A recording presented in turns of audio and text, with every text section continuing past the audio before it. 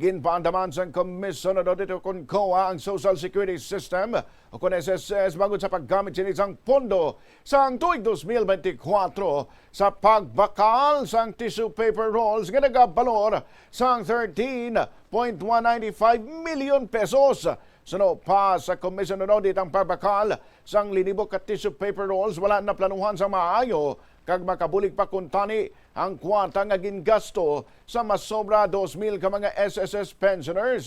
Dugang pa sang COA nga makabulig pa ini kuntani pambayad sa funeral benefits sa mga miyembro nga nagakinahanglan. Ginpahayag man sa ahensya nga halos 3 million pesos ang underpayment sa funeral benefits sa SSS kag mayara man nga nagkalamatay na apang nabaton pa sini ang ilang mga pensyon.